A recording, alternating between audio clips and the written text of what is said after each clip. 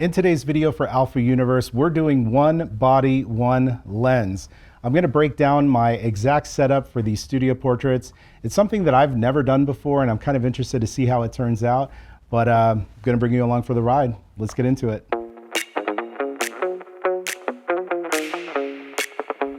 So for this particular photo shoot, I'm going to be using the Sony Alpha 7 Mark V.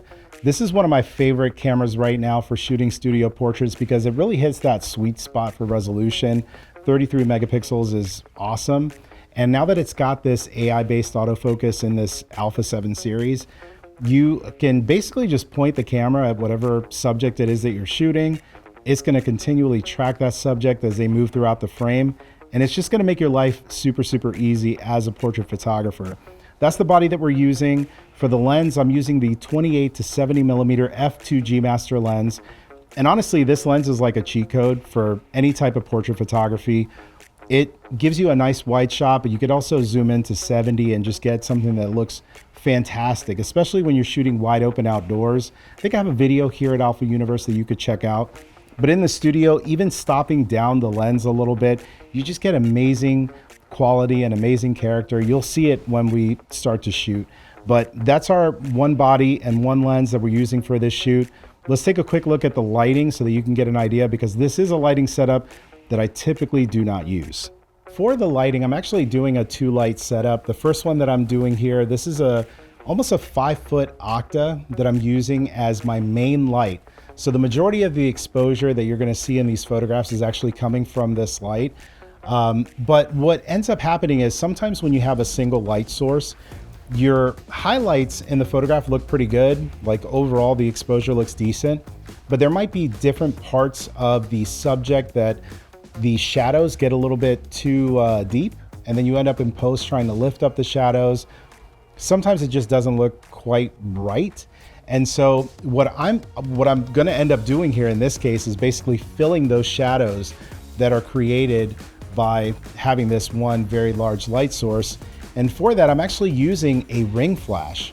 This is a light that I don't really use that often, and you may not see a lot of photographers using this type of flash. It's almost like it's kind of fallen out of grace for whatever reason. But in this case, I absolutely love it. It gives a really unique look. It adds beautiful catch lights to the eyes in pretty much every shot because it's literally right in front of the person. But it's also filling the shadows. So if there's any shadows like in the hair or in the clothing, in the fabric, it's just gonna give just a little bit of a push, a little bit of a kiss of light in the shadows to lift that area up.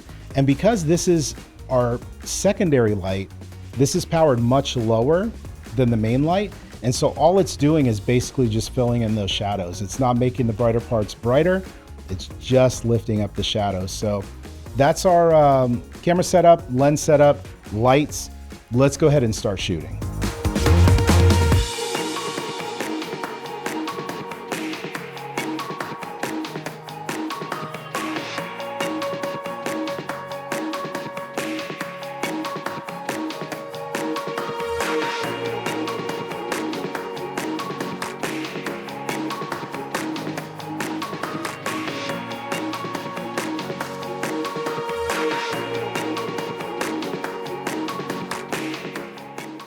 So that was a lot of fun. You know, it's not every day that I do different lighting setups that I've never done before. After like 16, 17 years of doing this, it's a lot of fun to just try different light modifiers, different camera bodies, different lenses, and just go into the studio and just play, just see what you end up with.